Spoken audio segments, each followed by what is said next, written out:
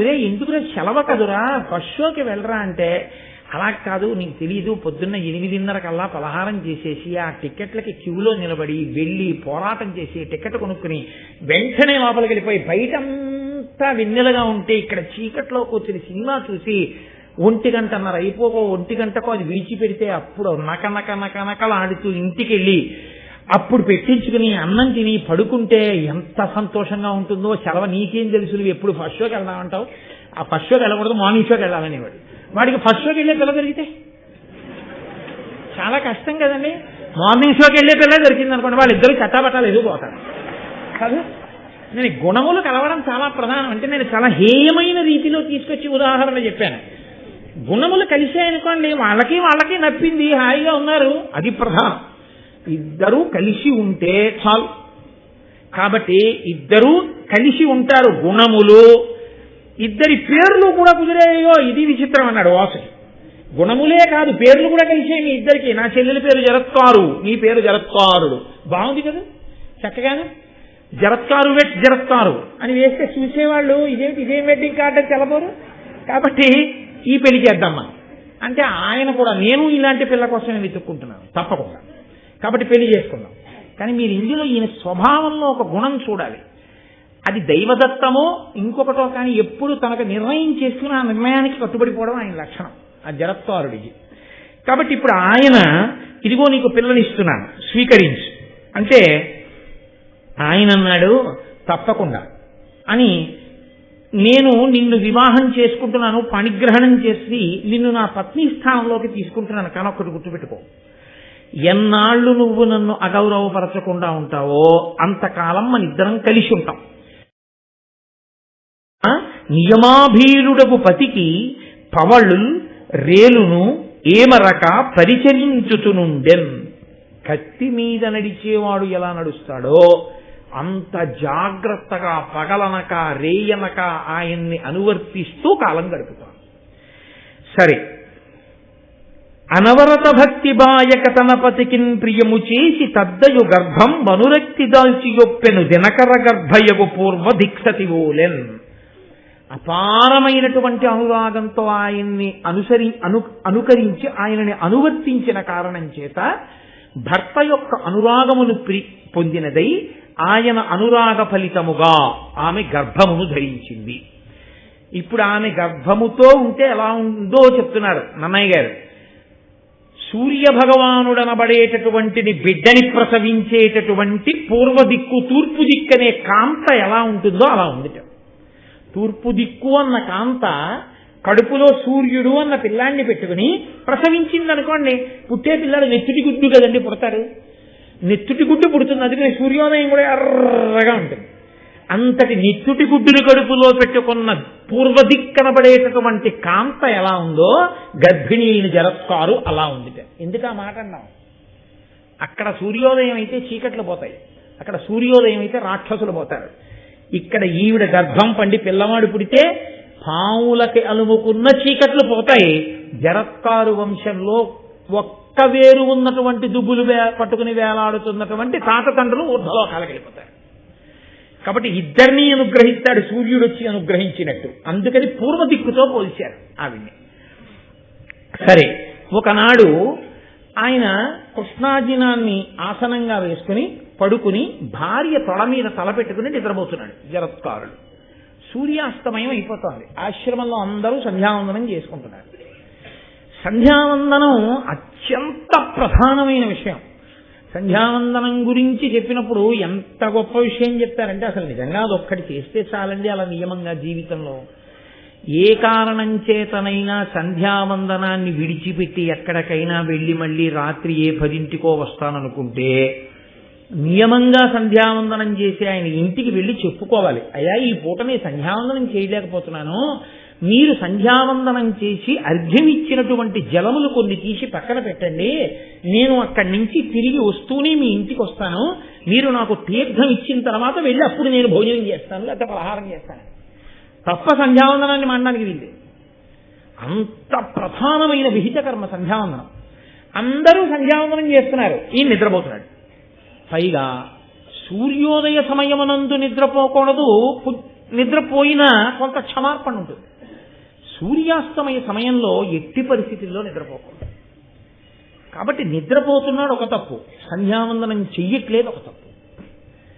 లేపకపోతే వేళ పట్టున సంధ్యావందనం చెయ్యాలి కదా, చేస్తానని నీకు తెలుసు కదా. నేను నిద్రపోతున్నానని లేపకపోవడం నా ధర్మాన్ని చెరచడం, నన్ను అగౌరవపరచడం కాదా? మీ అన్నయ్య ఇంటికి వెళ్ళిపోంటే. 2, నిద్రపోతున్న వాణ్ణి లేపడం కన్నా మహాపాపం లోకంలో ఇంకోటి లేదు.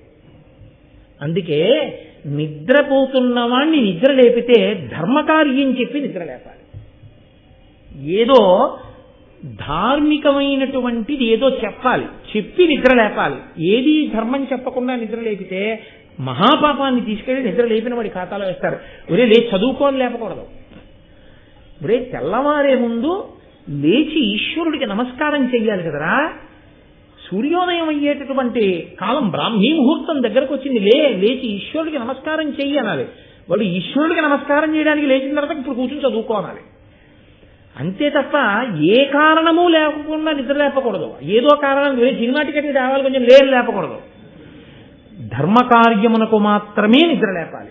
ధర్మకార్యమనగా దైవ కార్యమునకే నిద్ర లేపాలి. అందుకే కౌసల్యా సుప్రజా రామ పూర్వా సంధ్యా ప్రవర్తతే ఉత్తిష్టవశాత్తూల కర్తవ్యం దైవమాన్నికం. రాముణ్ణి లేపితే ఎందుకు లేవాలో కారణం చెప్పి లేపాడు విశ్వామిత్రుడు. ఈశ్వరుడు పడుకున్నాడని తెలిసిన కాబట్టి కారణం చెప్పాలి. సంధ్యావందనానికి లేపాలి ఇప్పుడు నేను ఇన్ని. కాబట్టి ధర్మలోపం జరగదు, లేపితే తప్పు కాదు. కానీ నేను నిద్రపోతుంటే ఎందుకు లేపావని కోప్పడితే సరే, నేను నిద్రపోతుంటే ఎందుకు లేపావని కోప్పడినా పర్వాలేదు నాకు. ఎందుకని ఆయన ధర్మం నిలబెట్టిందాన్ని అయ్యాను కాబట్టి నిద్ర లేపేస్తాను అని ఆయన నిద్ర లేపి ఆశ్రమంలో అందరూ సంధ్యావందనం చేసుకుంటున్నారయా, నువ్వు కూడా సంధ్యావందనం చేసుకోవాలి కదా, లేవండి నిద్ర అంది ఆవిడ. అంటే ఆయన వెంటనే దిగ్గున నిద్ర లేచారు. అంటే ప్రతి చిన్న విషయాన్ని ఎందుకు చూపిస్తారో తెలుసా అండి? ధర్మము ఎంత గొప్పదో చూపించడం కోసం.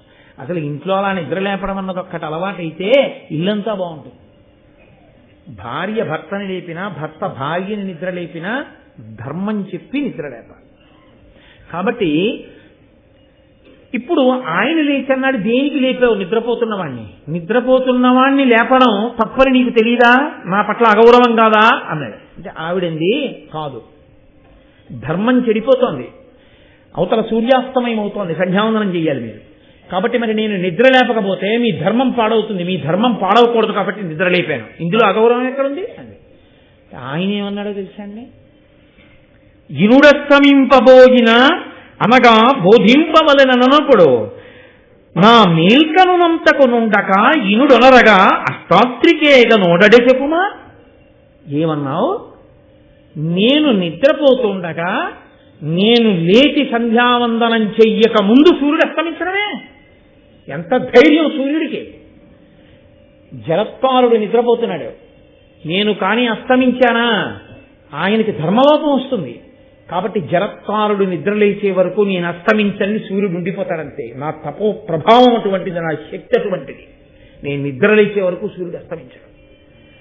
నా గురించి సూర్యుడు అంత భయపడతాడు. సూర్యుడు నా యొక్క శక్తిని అంతగా లెక్క కట్టినవాడు. అటువంటి సూర్యుడు లెక్క కట్టి అస్తమించలేదు, నువ్వు మాత్రం సూర్యుడు అస్తమిస్తాడు, నువ్వు నిద్రలేని నన్ను లేపావు అంటే నా శక్తిని అంత తక్కువ అంచనా వేశావు. ఇది నాకు అగౌరవం కాదా? కాబట్టి నువ్వు మీ అన్నయ్య ఇంటికి వెళ్ళిపో, నేను ఆశ్రమానికి వెళ్ళిపోతాను. ఏమి ప్రారంభం ఎవరైనా ఊహిస్తారా అది? ఆవిడ అన్నగారింటికి వెళ్ళిపోయింది, ఆయన ఆశ్రమానికి వెళ్ళిపోయాడు. పైగా చెప్పాడు, నువ్వు బెంగ పెట్టుకోకు, నీ కడుపులో అగ్నిహోత్రుడు సూర్యుడు ఎటువంటి వాళ్ళు అటువంటి తేజోవంతుడు పెరుగుతున్నాడు. ఆ బిడ్డడు చాలు మన జన్మ తరించింది. అంటే వాళ్ళ జీవితాలు అలా ఉండేవండోయ్.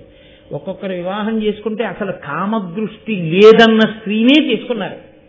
హనుమ చేసుకున్నారు సువర్చనం. అందుకే ఆమెకి కామదృష్టి లేదు, ఆయనకి కామదృష్టి లేదు. ఇద్దరు అలా ఉండి తరించారు. వాళ్ళు తరించారంటే వాళ్ళ స్థితి వేరు, ఒకరితో ఒకరికి పోలికుండదు. కాబట్టి బ్రహ్మచర్యంలో సన్యసించిన శంకరాచార్యుల వారికి బ్రహ్మచర్యము సంసారము ఇలాంటివన్నీ చెప్పచ్చా అంటే చెప్పకూడదు, ఎందుకంటే ఆయన సన్యసించారు. కాబట్టి ఇప్పుడు ఆవిడ అన్నగారు వాసుకి దగ్గరికి వెళ్ళిపోయింది, ఆయనేమో ఆశ్రమంలో తపస్సు చేసుకోవడానికి వెళ్ళిపోయాడు. అదొక గొప్ప సంతోషంతో గొప్ప తృప్తితో ఉండేవారు. చాలు మహాతేజోవంతుని యొక్క కుమారునకు నేను తల్లినయ్యాను, నా జన్మ సార్థకత పొందిందని తృప్తి పొందేసేవారు వాళ్ళ రోజుల్లో. అంతకన్నా ఇంకా వాళ్ళకి కామోపభోగం మీద దృష్టి ఉండేది కాదు. కాబట్టి ఆయన తపస్సు చేసుకోవడానికి వెళ్ళిపోయాడు. వెళ్ళిపోయిన తరువాత ఆ పూర్ణతేజుడు అపగత పాపుడు అపాకృత భవాను బంధుడు నిజ మాతా పితృపక్ష ప్రబల భయాపహుడు ఆస్తికుడు ఉదితుడై పెరిగే ప్రభన్. ఆ పిల్లవాడు ఆస్తికుడు అనబడేటటువంటి పేరుంచబడిన పిల్లవాడు ఆ జరత్కారు యొక్క గర్భంలో నుండి పుట్టాడు. ఆయన పూర్ణమైనటువంటి తేజస్సు కలిగినటువంటి వాడు, అసలు పాపము తనకి అంటనివాడు, భవబంధములకు చిక్కనివాడు, పుడుతూనే అటు తల్లి వైపు వాళ్ళని ఇటు తండ్రి వైపు వాళ్ళని కూడా తరింపచేసినవాడు. ఎందుకని? ఇప్పుడు జరత్కారుడికి పిల్లలు పుట్టారు కాబట్టి ఆ ఒంటి వేరు పట్టుకుని వేలాడుతున్న వాళ్ళు ఊర్ధ్వలోకానికి వెళ్ళిపోయారు. ఇటు జరత్కారువుకి పిల్లాడు పుట్టాడు కాబట్టి ఈయన వలన సర్పయాగంలో పడిపోయేటటువంటి పాములైన మేనమామలందరూ బతుకుతారు. కాబట్టి పుట్టడంతోనే అసలు ఏ తపస్సు చెయ్యకుండానే ఇరువంశాలను ఉద్ధరించినటువంటి మహాపురుషుడు ఆస్తికుడు. ఆయన చవనసుతుడైన ప్రమతితో చదివే సకల వేదాంగంబులు నిజ విమల బుద్ధి మెరిగే సకల శాస్త్రంబుల ఎల్లయందు అధిక సాత్వికుడాస్తికుడనగజనులు. ఆయన శవనుని యొక్క కుమారుడైనటువంటి ప్రమతి దగ్గర విద్యాభ్యాసం అంతా చేశాడు. ఎందుకు వచ్చింది ఈ మాట? ఇక్కడ ఎక్కడ విడిచిపెట్టిన కథ ఇక్కడికి వచ్చి మళ్ళీ కలుసుకుంది. మీతో నేను ప్రారంభం చేసినప్పుడు భృగువంశంలో పుట్టినటువంటి భృగువు పులోమ అనేటటువంటి తన భార్యని అగ్నిశాలలో అగ్నిని రక్షిస్తుండని చెప్పి స్నానానికి వెడితే పులోముడనబడేటటువంటి రాక్షసుడు వచ్చి అగ్నిహోత్రుణ్ణి ఈమె ఎవరు అని అడిగి ఆ పులోమని ఎత్తుకుని తీసుకెళ్లిపోతుంటే పంది రూపంలో ఆమె గర్భం నుంచి జారిపడిన శవనుడు కన్నులు తెరిచి చూసినంత మాత్రం చేత ఆ పులోముడన్న రాక్షసుడు మరణిస్తే ఆమె పిల్లాన్ని ఎత్తుకుని వధూసరా అని ఆవిడ కన్నుల వెంట కారిన నీరు నదిగా మారితే బ్రహ్మగారు దానికి పేరు పెడితే ఆవిడ తిరిగొస్తే ఎవరు చెప్పారు నువ్వు పులోమ అని అడిగితే అగ్నిహోత్రుడంటే అగ్నిహోత్రుడు సర్వభక్షకుడవుతాడంటే బ్రహ్మగారు వచ్చి నువ్వు సర్వభక్షకుడైనా పవిత్రుడుగానే ఉంటావంటే ఆ పుట్టినటువంటి చవనుడనేటటువంటి పిల్లవాడు శర్యాతి యొక్క కుమార్తె అయినటువంటి సుకన్యని వివాహం చేసుకుంటే ఆ చవనునికి సుకన్యకి కలిపి ఇదిగో ఇప్పుడు ఈయన చదువుకున్నటువంటి ప్రమతి అనబడేటటువంటి పిల్లవాడు పుడితే ఆ ప్రమతికి ఘృతాచికి కలిపి పుట్టినటువంటి వాడు రురుడైతే ఆ రురుడు విశ్వావసువు మేనక కలిసినప్పుడు పుట్టినటువంటి పిల్ల అయిన ప్రమద్వర స్థూలకేశుడనేటటువంటి ముని ఆశ్రమంలో పెరుగుతున్నప్పుడు ఆమెని పాము కరిస్తే పెళ్లి చేసుకుందామనుకున్నప్పుడు ఆయన తన తపస్సు ధారపోస్తానంటే దేవదూత వచ్చి మాట్లాడితే తన ఆయుర్దాయంలో సగభాగం ఇస్తే ప్రమద్వర బతికితే ప్రమద్వరని పెళ్లి చేసుకున్న రురుడు పాముల మీద కోపం వచ్చి కనపడిన పాముల్ని కర్ర పెట్టి కొడుతుంటే ఒక పొదలో డుండుబమనేటటువంటి ఒక వృద్ధ పాము కనపడితే ఆ విషం లేని పాము పైకి లేచి నేను సహస్రపాదుడనేటటువంటి మునిని ఖగముడు అనబడేటటువంటి నా స్నేహితుడి మీద గడ్డిపాముని వేయడం వల్ల ఆయనకి కోపం వచ్చి నువ్వు విషం లేని పామువై రురుడు కర్రతో కొట్టినప్పుడు నీకు శాప విమోచనం అవుతుందని అనుగ్రహిస్తే అదిగో ఆ రురుడు కర్ర పట్టుకుని కనబడితే స్థూలకేశుడికి ఆ సహస్రపాదుడికి ఆ రోజున శాప విమోచనమైతే ఆయన రురుడికి ధర్మమంతా చెప్పిన తర్వాత బ్రాహ్మణ ధర్మాన్ని తెలుసుకుని ఆయన హింసా కార్యాన్ని విడిచిపెడితే అదిగో ఆ రురుణ్ణి చూసినటువంటి ఆ సహస్రపాదుడు ఆ రోజున నీ తండ్రి అయినటువంటి ప్రమతి యొక్క శిష్యుడైన ఆస్తికుడు తర్పయాగాన్ని ఆపాడు,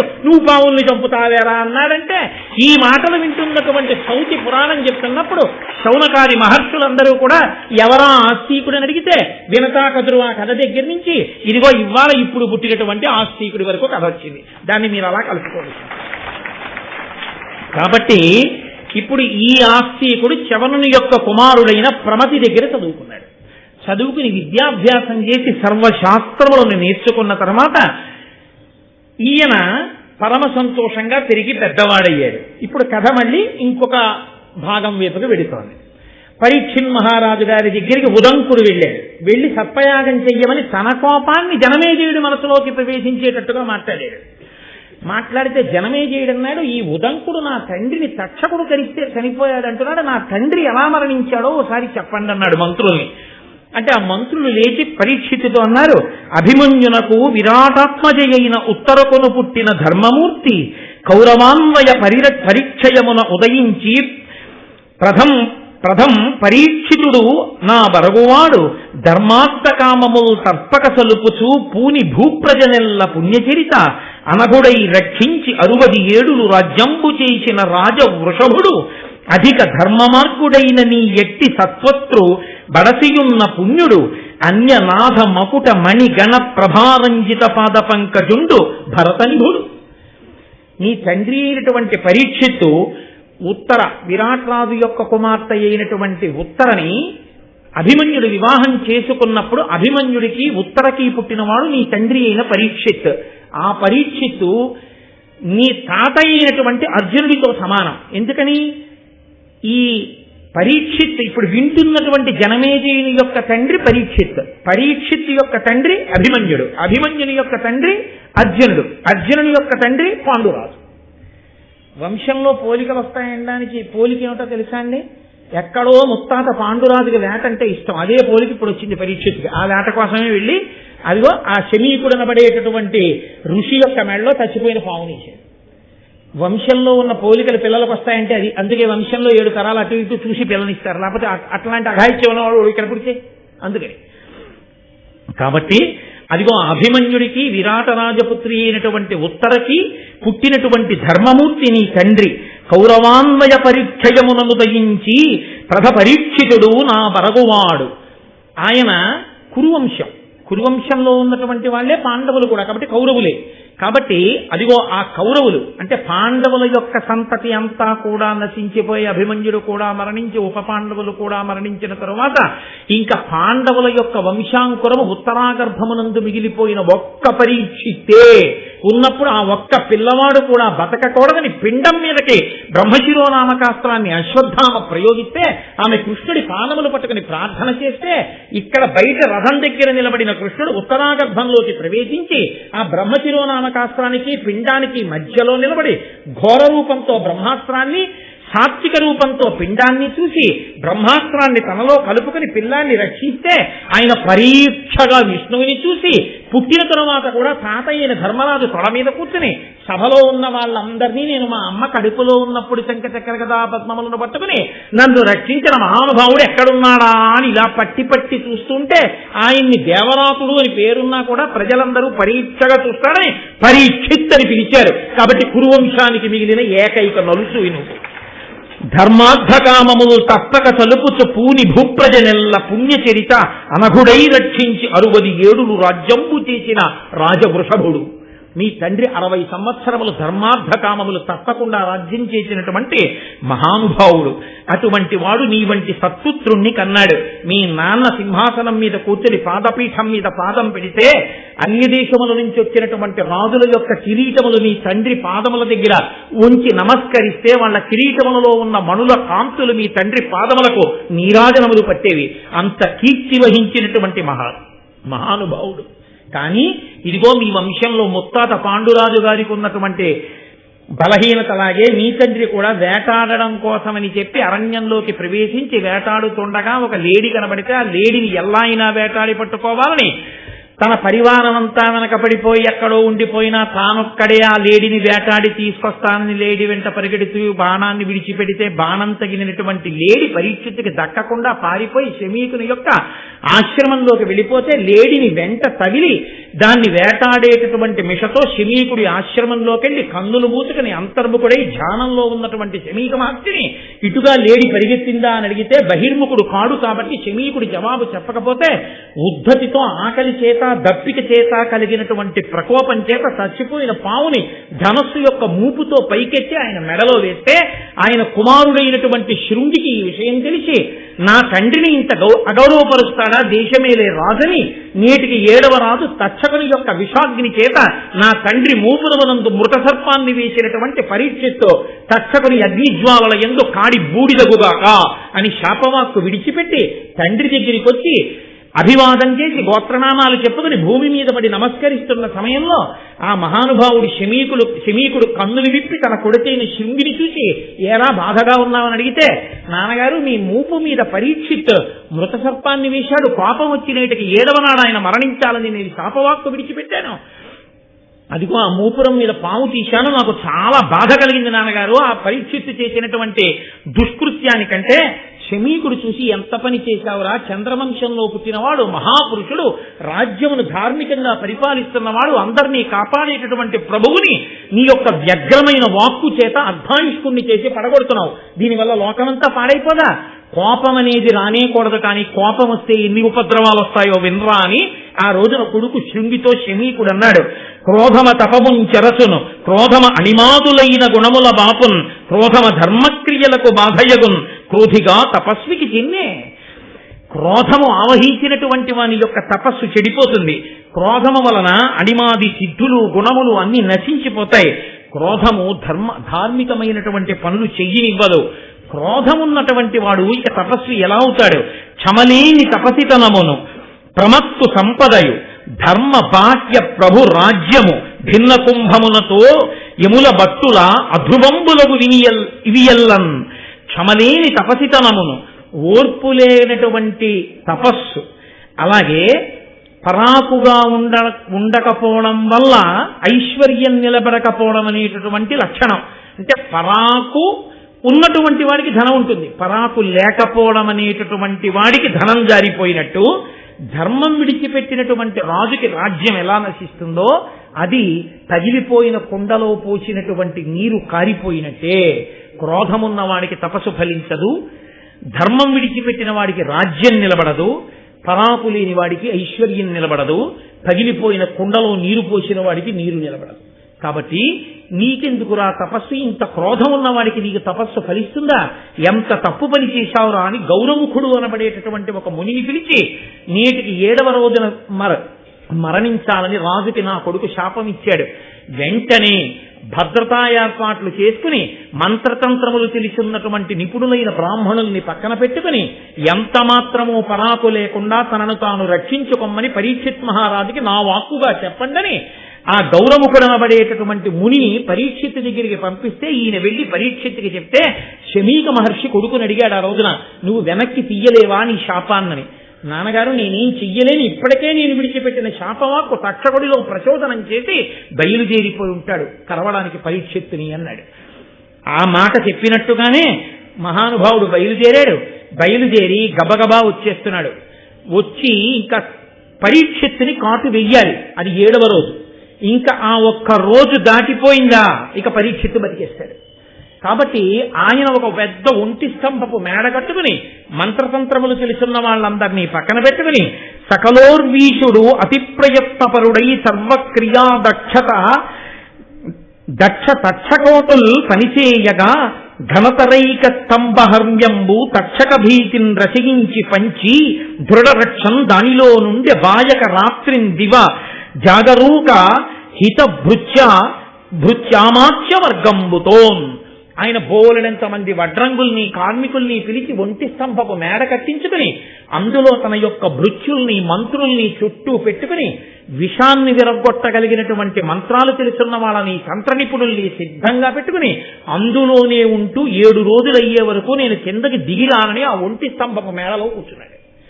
కూర్చునుండగా 7వ రోజు వచ్చింది. బయలుదేరాడు ఎవరు? తక్షకుడు. ఆయన్ని కరుస్తాను. ఈలోగా బ్రహ్మగారు ఏం చేశారంటే, ఈ లోకంలో పాములు ఎవరిని పడితే వాళ్ళని కరిచేస్తున్నాయి, కరిస్తే పాపం చనిపోతున్నారు, పాము కరిస్తే చనిపోకుండా బ్రతికి ఉండడానికి నేను కశ్యపుడు అనేటటువంటి ఋషికి పాము యొక్క విషాన్ని విరగ్గొట్టగలిగినటువంటి మంత్రాన్ని ఉపదేశం చేస్తానని సాక్షాత్తుగా చతుర్ముఖ బ్రహ్మగారే కశ్యప మహర్షికి ఉపదేశం చేశారు. ఆ కశ్యప మహర్షి ఎంత గొప్పవాడంటే, ఆయన నేను బయలుదేరి వెళ్లి లోకాన్ని రక్షించగలిగిన ప్రజ్ఞావంతుడు కనుక పరీక్షిత్తుని తక్షకుడు కరిస్తే మరణించబోయే రాజు యొక్క శరీరంలోని విషాన్ని విరగ్గొట్టి నేను పరీక్షిత్తుని రక్షిస్తానని కశ్యపుడు బయలుదేరాడు. ఇద్దరూ బయలుదేరారు. వృద్ధ బ్రాహ్మణ వేషంలో తక్షకుడున్నాడు, కశ్యపుడు వెళుతున్నాడు. ఇద్దరూ కలుసుకున్నారు. దారిలో కలుసుకున్న తరువాత అడిగాడు, ఏమయ్యా నువ్వెవరు ఎక్కడికి వెడుతున్నావు అన్నాడు. అంటే కశ్యప ఋషి అన్నాడు, నేను రాజుని ఇవాళ 7వ రోజు తక్షకుడు కలుస్తాడు, కరిచినప్పుడు నేను ఆయన్ని మళ్ళీ విషం పోగొట్టి బ్రతికించడానికి వెడుతున్నానన్నాడు. పిచ్చివాడా, నువ్వు ఆ కోరిక విడిచిపెట్టు, వజ్రాయుధం తగిలినవాడు బతుకుతాడేమో, తక్షకుడు కరిచినవాడు బతకడు, నేనే తక్షకుణ్ణి, నేను ఒకసారి కరిస్తే బూది కుప్పగా పడిపోతాడు, మనిషి బతికుండడం కాదు, కాబట్టి నువ్వు బ్రతికించలేవన్నాడు. ఆయన అన్నాడు, బూది కుప్పగా నువ్వు చేసినా నేను బ్రతికించగలను. అయితే ఏది, ఇక్కడ పెద్ద మర్రి చెట్టు ఉంది, దాని కొమ్మలు ఎంత దూరం వ్యాపించాయో తెలియట్లా, పచ్చటి చెట్టు, దీని మొదట్లో కరుస్తాను, బూడిద కుప్పగా పడిపోతుంది, బ్రతికించి చూస్తానన్నాడు. తక్షకుడు కాటు వేశాడు, అది బూది కుప్ప కింద పడిపోయింది చెట్టు. వెంటనే ఈ కశ్యప ఋషి బ్రహ్మగారు తనకి ఉపదేశం చేసినటువంటి మంత్రాన్ని జపం చేసి ప్రయోగించాడు. వెంటనే ఆ మర్రి చెట్టు మళ్ళీ వచ్చేటప్పటికి తక్షకుడు ఆశ్చర్యించాడు. అయితే ఈ విషయం ఎలా తెలిసింది హస్తినాపురంలో అంటారేమో, ఒక వ్యక్తి కర్ర పుల్లలు ఏరుకుందామని అరణ్యంలోకి వచ్చి ఆ మర్రి చెట్టు మీదకి వచ్చి ఎండు పుల్లలు విరుచుకుంటున్నాడు. అకస్మాత్తుగా వీళ్ళిద్దరూ మాట్లాడుకుని తక్షకుడు కరవడంలో ఈ వ్యక్తి కూడా కాలి బూడిదైపోయి కింద పడిపోయాడు. మళ్ళీ కశ్యప ఋషి మంత్రప్రభావం చేత చెట్టుతో పాటు ఆయన కూడా బతికాడు. ఆయన తర్వాత పరిగెత్తుకుంటూ హస్తినాపురానికి వెళ్ళి ఈ విషయం అంతా చెప్పాడు, వాళ్ళిద్దరూ ఇలా మాట్లాడుకున్నారని, అందువల్ల బయటకు వచ్చింది లోకంలో. కాబట్టి ఇప్పుడు తక్షకుడు అన్నాడు, నేను కాటు వెయ్యడం అనేటటువంటిది పరమ సత్యం, కాటు వేసేస్తాను, నువ్వెందుకు ఆయన్ని బతికించాలనుకుంటున్నావు? ఒకటి, మహానుభావుడు కాబట్టి బతికిస్తాను, 2, రాజుని బతికిస్తే రాజు అపారమైన ధనం ఇస్తాడు, రాజు ఎంత ధనం ఇస్తాడో అంతకన్నా అధికమైన ధనం ఇస్తాను, నువ్వు బ్రతికించవద్దు, వెళ్ళిపోమన్నాడు.